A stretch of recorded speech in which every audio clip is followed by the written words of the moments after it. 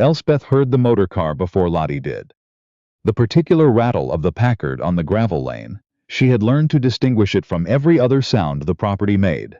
The way a woman learns the noise of a life she has been waiting on since January. She set down her cup. She pressed both palms flat against the kitchen table and breathed, just breathed, one careful count and then two, because breathing was the only thing she could do that did not require her to decide anything. She had rehearsed this morning 100 different times. But the moment she heard Alistair's footsteps on the front porch, that deliberate, unhurried cadence she had catalogued over 6 months of marriage, every rehearsed word dissolved. Greystone, Connecticut, April 1907. The spring had been gray and close, the kind of weather that sat low over the Connecticut hills and made everything feel heavier than it was. Elspeth had not slept the night before. She had lain in the east bedroom, not the room she and Alistair had briefly shared in those first careful weeks of marriage, and pressed one hand against her stomach and breathed, because breathing required nothing of her, no decision, no performance, just the quiet fact of being alive. 6 weeks ago Dr. Morrow had told her she was expecting. He had said it in his plain, unhurried way, watching her face to see what the news would do to it. She had not cried. She had thanked him, paid for the visit with her own money, the small account her father had insisted on keeping in her name, saying, "A woman ought to have something that is entirely hers, Elspeth," and she had walked the 2 miles back to Vane House alone. On that walk she had made herself a promise. She would not use this child to keep a man who did not want to stay. Not because she was incapable of it. She was perfectly capable of whatever she decided to do. Anyone who had watched her manage Vane House alone since January, the accounts, the grounds, the correspondence with Alistair's solicitor about the eastern fence dispute, the 3 water-damaged ceilings she had arranged to have repaired herself. Anyone who had watched all of that could confirm she was capable. The question had never been capability. The question was what kind of marriage she was willing to live inside. She had seen her mother's marriage. She understood what it looked like to be kept. Alistair knocked twice, then opened the door himself, which meant he still thought of it as his house. She supposed it was. She was standing in the kitchen doorway when he came in, and for one unguarded moment, she let herself look at him the way she used to, before January, before the letters that said nothing real, before the months of silence and estate business and weather reports dressed up as correspondence. He was the same. Dark wool overcoat despite the mild spring, leather briefcase in one hand. A man who dressed deliberately. A man who had thought about what he was doing. She had not changed her dress. She was wearing the practical gray she put on for housework. She had decided not to. "Elspeth," he said. "Alistair," she said. Neither of them moved.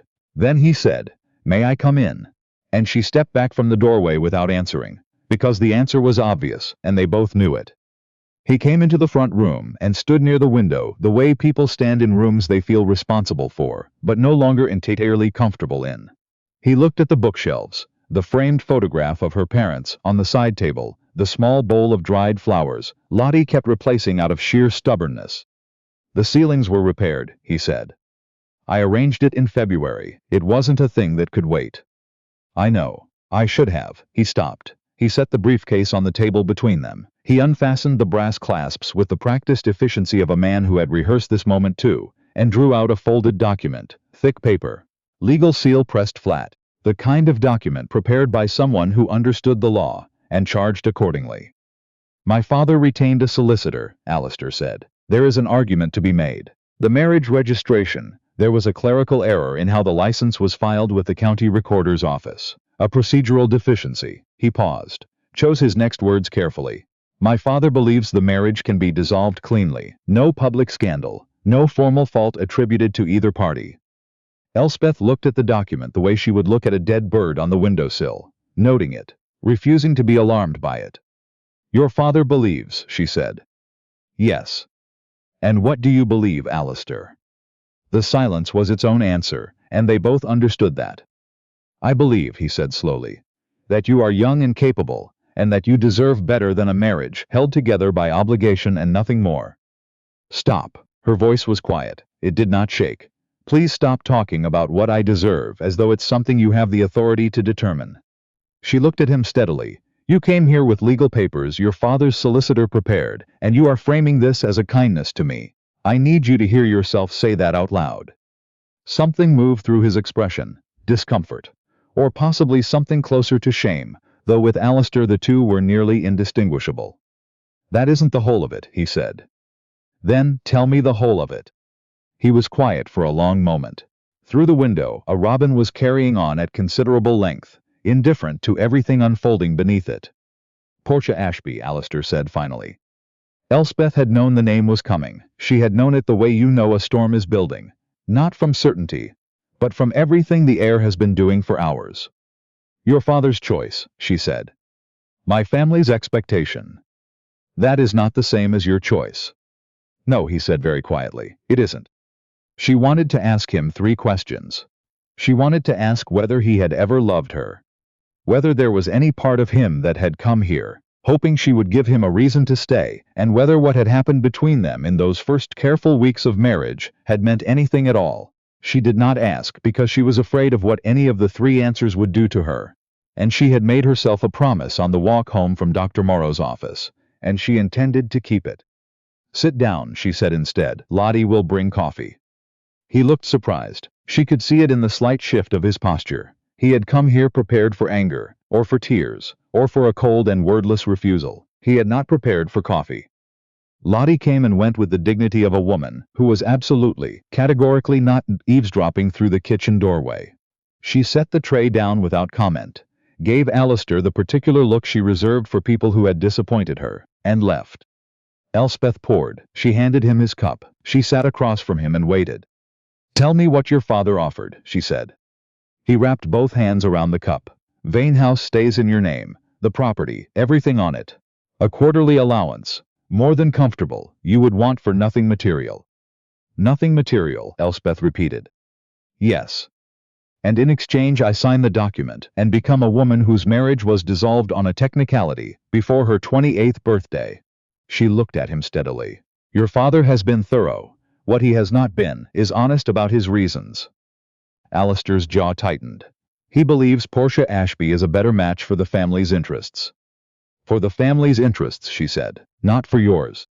They are not always separate things. They are always separate things, Alistair. A man who cannot distinguish between his own interests and his family's has spent his whole life doing what other people decided was right, and calling it his own judgment. The words landed harder than she had intended.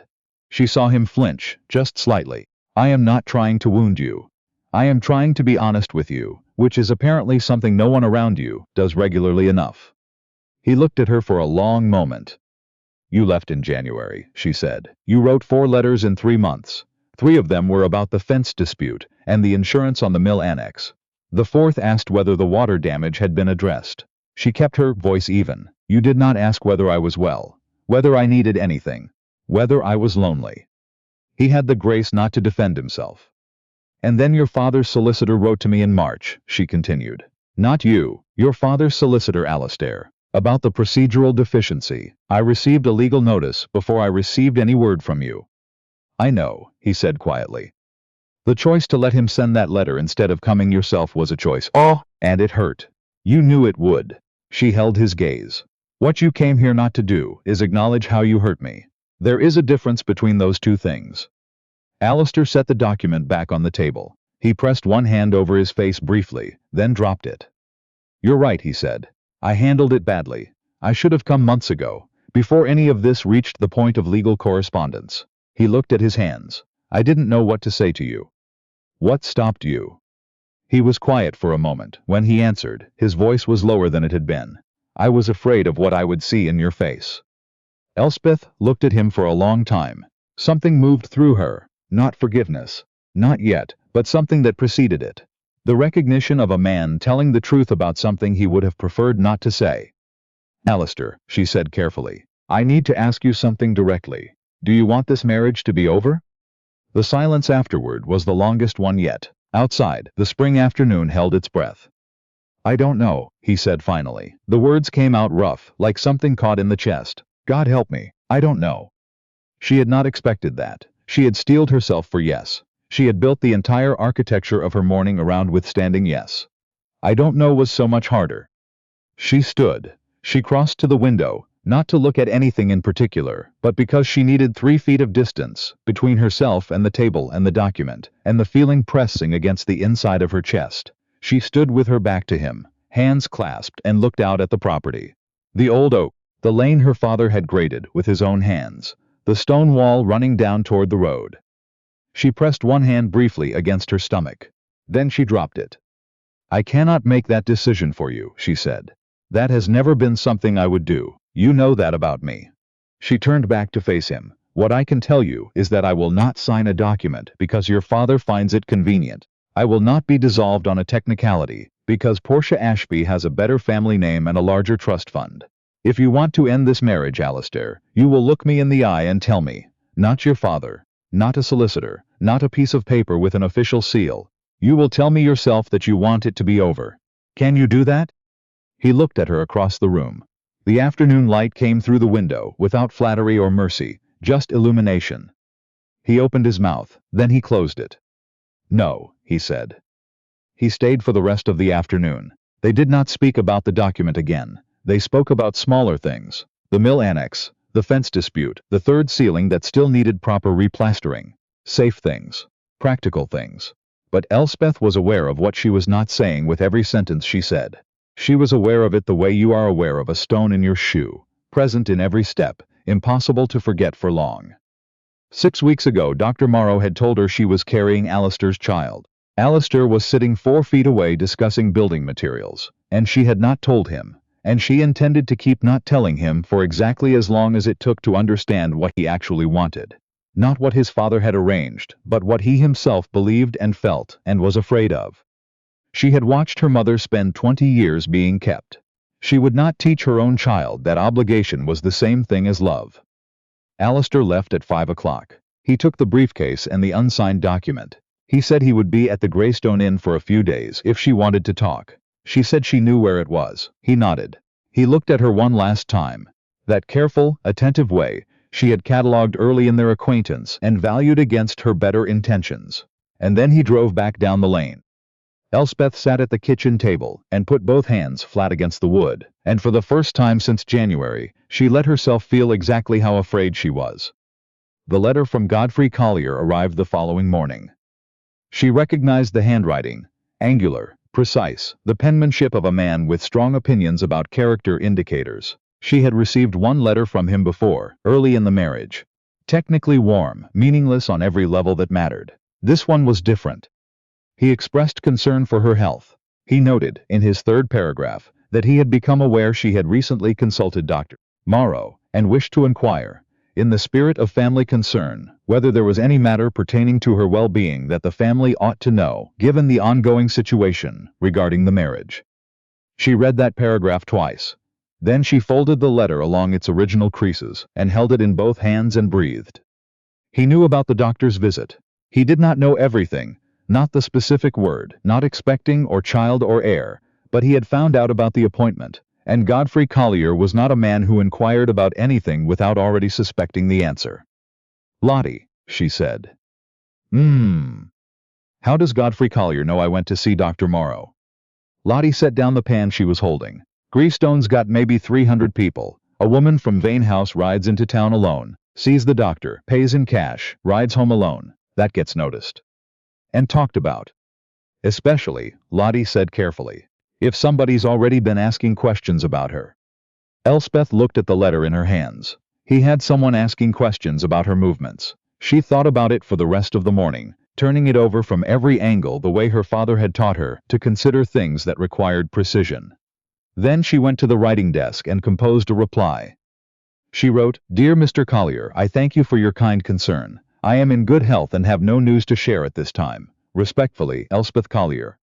She read it back, accurate. It gave him nothing. It confirmed neither the truth nor a denial. She sealed it, handed it to Lottie's son to post, and sat for a long time afterward with her hands in her lap. At this time, the clock on her situation was not philosophical, it was biological, and it did not care about her plans or her pride. In 2 months, perhaps less, there would be news whether she shared it or not. The question was not whether Alistair would find out. The question was whether she would be the one to tell him, on her own terms, or whether Godfrey would find out first, and frame it however served him best. She needed to know what Alistair actually thought. Not what his father had decided, what Alistair himself believed. She rode into Greystone the next morning. He was in the inn's parlor with a newspaper he was not reading. She could tell from the door, from the way his eyes were pointed at the page, without moving it. He looked up when she came in. She watched the sequence of things that crossed his face. Surprise, then something sharper, then the controlled settling back into composure that was as reflexive in him as breathing. "Don't," she said, before he could speak. "Don't look at me like you don't know what I'm here about." He set the newspaper aside. "All right. Your father wrote to me. He knows I saw Dr. Morrow." She folded her hands on the table between them. "He had someone watching my movements, Alistair. That is the man whose advice you have been following." Something moved through his face, not anger yet, but something foundational being tested. "What did you tell him?" Alistair asked. "That I was well and had no news to share." She held his gaze. "He suspects something. The letter was not written by a man asking a genuine question. It was written by a man who believes he already knows the answer." A pause. "Did you know he had someone watching me?" "No." And then, after a moment, "I knew he was monitoring the situation. I didn't ask what that looked like in practice." "You knew and you chose not to ask." "Yes." "That is still a choice, Alistair. Choosing not to ask because you don't want to know the answer is not the same as not knowing." She met his eyes.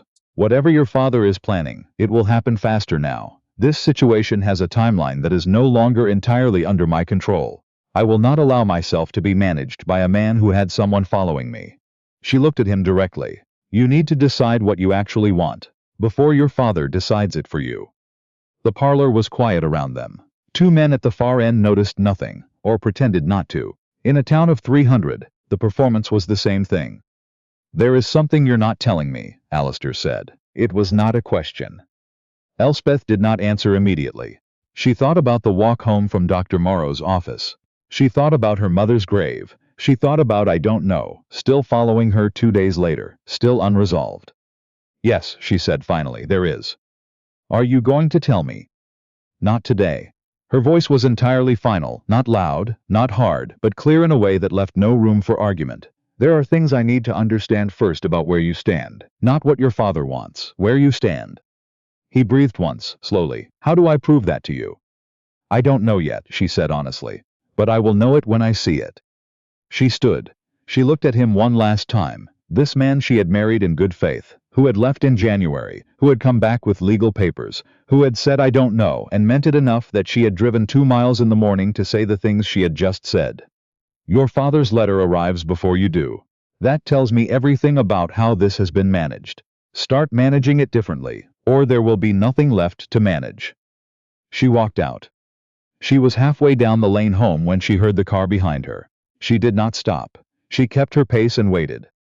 He pulled alongside her in the Packard, window down, driving at walking speed.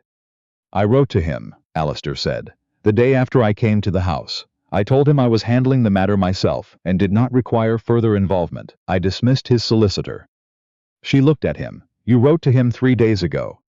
"Yes." "Before you knew he had written to me?" "Yes." She held that, turned it twice, made herself be careful about what it meant and what it didn't. "Why?" she asked. He was quiet for the length of several steps. Then, "Because sitting in that room with you, I understood that I had let other people define what was happening between us, and I had been calling it reason, or practicality, or doing the right thing." A pause. "It wasn't any of those. It was cowardice." He said the word plainly, without decoration. Elspeth recognized the difference between a man performing contrition and a man actually arriving at it. This was the second thing. "Your father won't accept that letter gracefully," she said. "I know. And the Ashby family will need to be told. I've already arranged it. Portia Ashby's father is a reasonable man. He was not pleased, but he understood." She looked at him then, at the set of his jaw, the particular quality of resolution she had seen in him only 2 or 3 times before, the kind that was quiet and absolute and not newly formed, but had been building for some time and had finally arrived. "This doesn't resolve everything," she said. "No," he agreed, "it doesn't. There are things I haven't told you. Things that will change the shape of this considerably." "I understand that." "You don't yet," she said, "but you will." He looked at her across the car door, the full, direct look she had catalogued early and valued highly and had spent months trying to stop valuing. "Then let me," he said. "When you're ready, let me." She looked back at the road. They went the rest of the way in a different kind of silence. Not the heavy silence of the previous afternoon, thick with everything unspoken, but the kind that does not need to be filled, because both people inside it have already said the hardest thing they could manage today, and are still, improbably, moving in the same direction. She told him 3 days later. Not because she was entirely ready, but because she had spent those 3 days watching him and reaching the end of her doubt.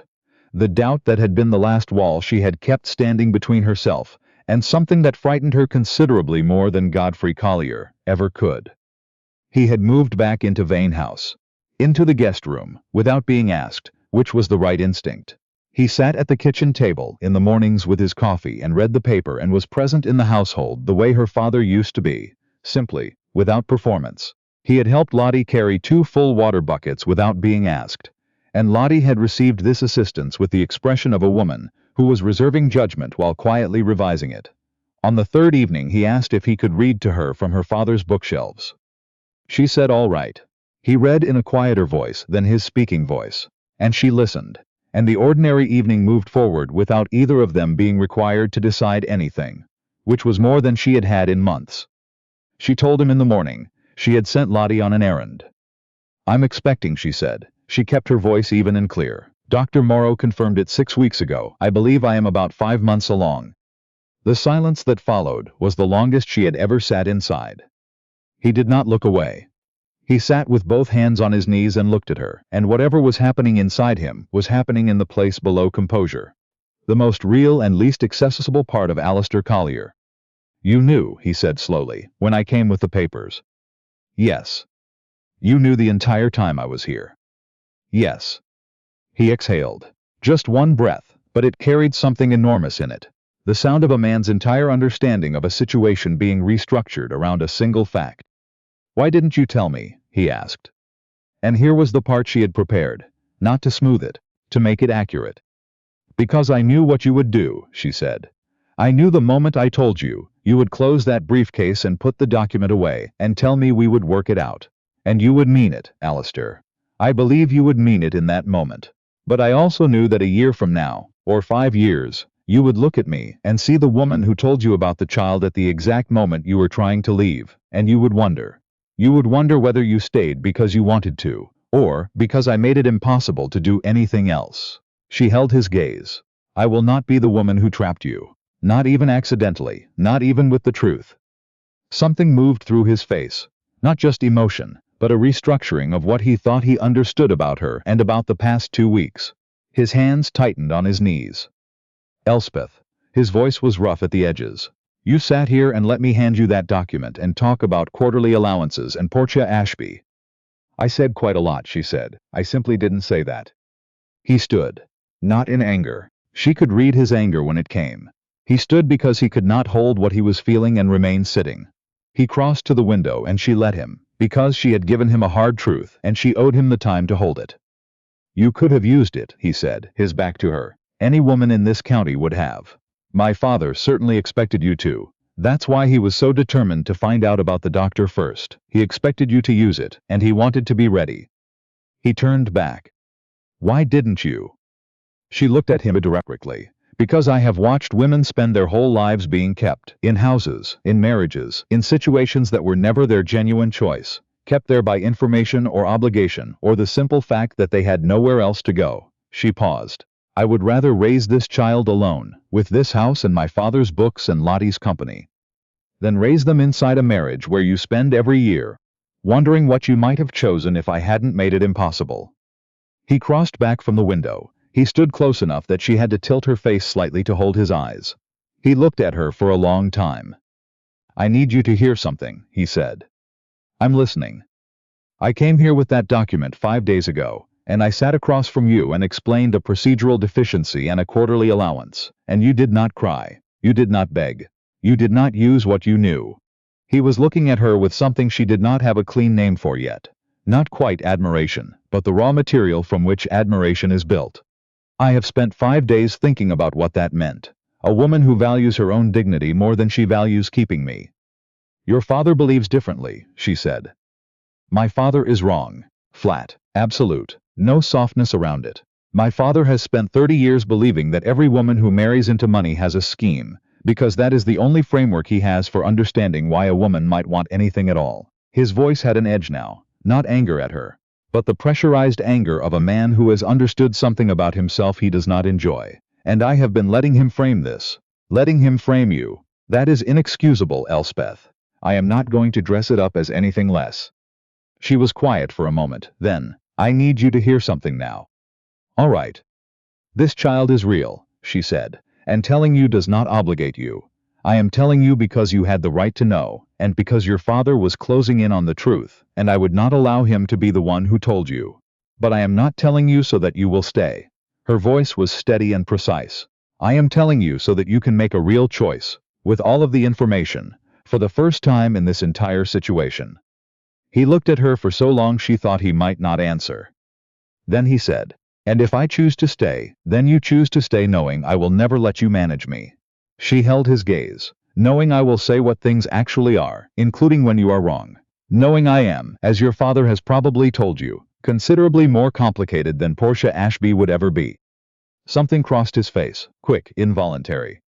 He has, Alistair said, on more than one occasion, and I have been thinking lately that complicated, as my father defines it, might be exactly what I should have been looking for. She had not expected to feel what she felt in that moment. She had built a careful, reinforced management system around her hope, and it had been working reliably since January. What she felt now moved under it like groundwater under good stone. Not dramatic, not sudden but real and present, and not going anywhere. She looked toward the window. She needed a moment that belonged only to her. There is still your father, she said. There is. When he finds out about the child, he will try to use it. I know how he works, Alistair said.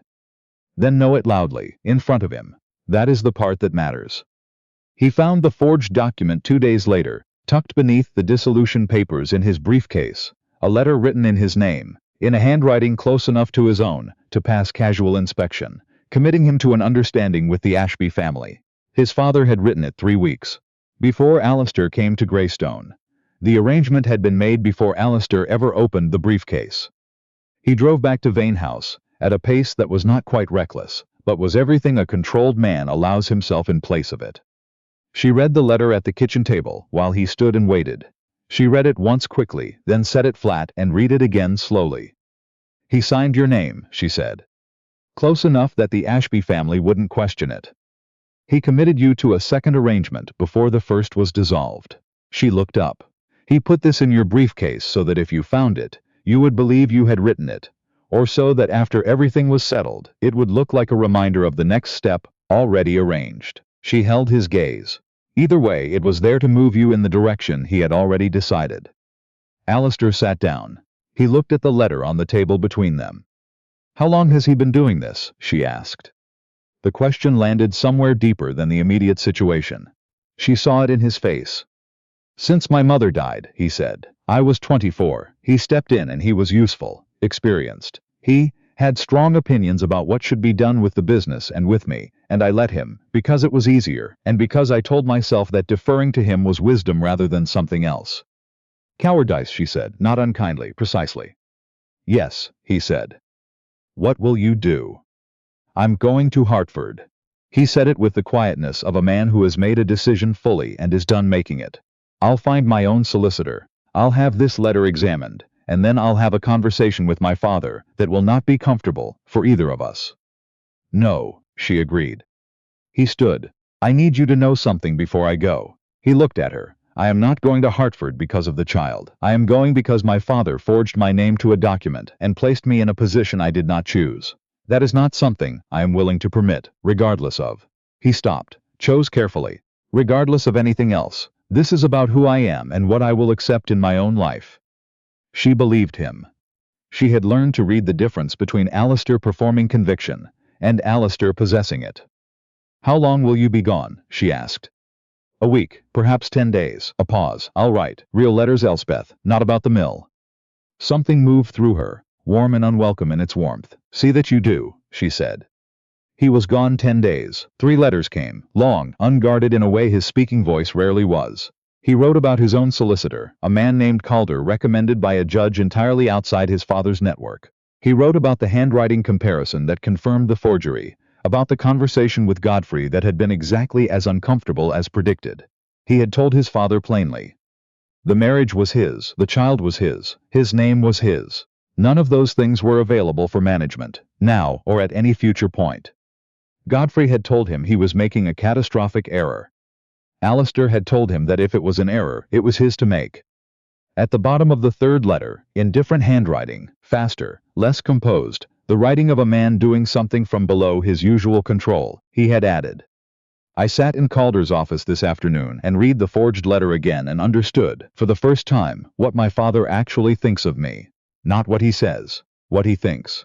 He thinks I am a piece on a board. I am 2 days past the anger about it and into something quieter that I don't have words for yet. I thought you should know that I am all right. Not the kind of all right I was performing in your front room, the actual kind. The kind that comes from having finally made a decision that belongs entirely to me. I will explain better when I return. Elspeth folded the letter and placed it in the small tin box she kept in the top drawer of her writing desk. She went back to the kitchen, and she was, for reasons she refused to examine too directly, something very close to calm. Lottie noticed, of course. You're humming, she said, 2 days after the letter arrived. I am not. You were humming over the bread 10 minutes ago. I was thinking. You were humming while thinking, Lottie said. You haven't done that since before January. She did not look up from what she was doing. Possibly before that. Elspeth did not argue. He came back on a Thursday. 1 bag instead of the briefcase. The expression of a man who had done something genuinely hard and was neither celebrating nor recovering from it. Simply carrying it the way you carry things that are true. She opened the door. He stood on the porch. The solicitor confirmed the forgery is sufficient for legal action, she said, because they had been writing to each other for 10 days and pleasantries felt beside the point. He won't pursue it further, Alistair said. He has too much to lose if it becomes public. He knows that. And the Ashby family? Her father is a reasonable man, more disturbed by my father's methods than by the dissolution itself. A pause. He sends his regards to you. She looked at him. That doesn't surprise me. A man who discovers he's been used as a piece on someone else's board tends to feel solidarity with others in the same position. Something settled in his face. He held his hat in his hand, not like a prop, more like something he didn't know what to do with. Elspeth, he said, I would like to come in, not as a visitor. I understand that is a different thing from before, and I am not asking you to agree to everything today. But I would like to stop staying at the inn. I would like to stop conducting this marriage through correspondence. He looked at her steadily. I would like to be the person who should have been here in January. She held his gaze for a long moment. She looked at the single bag, the absence of any briefcase, the hat held differently. Come in, she said. We'll work out the rest as we go. That's fair, he said. It isn't entirely fair, she said, but it's honest, and honest is what we have right now. The first week was careful, not cold. There was a difference, and both of them understood it without needing to say so. He took the guest room without being asked. He sat at the kitchen table mornings with his coffee, the way a person sits when they have decided they belong somewhere. He did not offer opinions about how she had managed things in his absence. He helped Lottie without being asked, and Lottie received this assistance with the expression of a woman who was reserving judgment while quietly revising it. By the end of the week, she was making 2 cups of coffee, without being told, which was the only form of official position statement Lottie issued. Godfrey came on the 5th day. He arrived unannounced, which was unlike him, and which told Elspeth the announced version had been calculated, and this was the real one. Alistair was on the porch when the car turned up the lane. He stood at the top of the steps and did not move to meet his father halfway. Elspeth came to stand beside him, beside, not behind, and watched Godfrey Collier climb out of the car, with the careful dignity of a man who understood that this particular visit required him to be something he was not accustomed to being. He climbed the steps and stopped when Alistair did not yield the doorway. This is family business, Godfrey said. She is my family, Alistair said, flat, no room in it for reinterpretation. They went into the front room. Godfrey sat. He looked at Elspeth the way he had never quite looked at her before, directly, with the attention of a man reassessing something he had previously miscategorized. Then he looked at his hands. "The Ashby matter is resolved," he said. "There will be no legal claim. The arrangement is dissolved." He paused. "You handled it reasonably well." "The solicitor handled it," Alistair said. "Yes." Godfrey looked at Elspeth. "How far along?" 22 weeks, she said. He absorbed that, did the arithmetic without sentiment. "I acted incorrectly," he said finally. The room went very still. The letter, writing in Alistair's name, that was an overreach. He said the words without ease, the way a man says something that costs him his usual armor. "I had determined what the correct outcome was and moved to secure it without adequately consulting the people most affected by it. That is a pattern I have followed for some time. I am aware that it has caused things." Elspeth looked at him for a moment. "Mr. Collier, are you apologizing?" "I am acknowledging," he said. "Whether it rises to an apology is perhaps for you to determine." She considered that. It was, she thought, the most honest thing she had ever heard from him. "Then I'll determine it later," she said, "when I've had more time with it." Something shifted in Godfrey Collier's face. A small repositioning, like a map being corrected when you discover you were slightly wrong about the territory. He stood and held out his hand to Alistair, who took it. Then he looked at Elspeth and inclined his head. Not quite respect, but in the immediate neighborhood of it. "Your father was a schoolteacher, I understand," he said. He was. That is a profession which requires a man to be persistently right in front of an audience that would prefer he were wrong. A pause. "I see that quality has been passed down." He left without further ceremony. The quiet that came after was entirely different from any quiet that had come before. Lighter. Not because the difficulties were finished, but because both of them now knew exactly what they were dealing with, and had decided to deal with it together. The baby came in July. A girl, as Lottie had predicted, with the confident authority of a woman who had attended enough births to have developed opinions about the subject. The labor was efficient and without unnecessary drama, which Elspeth later said was the most like her the child had ever been. Alistair paced the hallway with the focused agitation of a man who was very good at being in control of things, and was finding the experience of having no control whatsoever extremely educational. When Lottie came out and said a girl, both fine, he sat down in the hallway chair and stayed there for a full minute before he trusted himself to stand. He came in and sat beside the bed. He looked at the child, 8 hours old, entirely certain of her own importance, already working on what would become a characteristically decisive expression, and then at Elspeth, who was tired in the bone-deep way of someone who has just done something genuinely difficult and is only now beginning to believe it is done. "She has your eyes," he said. "She has no idea what her eyes are yet. She is 8 hours old." "She has your expression," he said. "The one that says she has already made up her mind and the rest of the room is simply catching up." Elspeth looked at the child. The child looked back at the middle distance with the ancient oceanic focus of the newly arrived. "She is 8 hours old," Elspeth said again. "She has decided she is here," Alistair said. "For now that appears to be sufficient." Elspeth looked at him, at his face in the July afternoon, open in a way she had seen only once before, when she had placed his hand against her side in the spring, and let him feel the child move for the first time. Open all the way down, nothing between what he felt and what his face showed it. She thought about her mother's marriage, about the particular loneliness of two people who loved each other, and could not find the language for it, about the promise she had made to herself at 20, standing at her mother's grave in the New England spring, that whatever her own life became, she would not let it be that. She thought about the walk home from Dr. Morrow's office, about the morning she had pressed her palms flat on the kitchen table and counted what she had.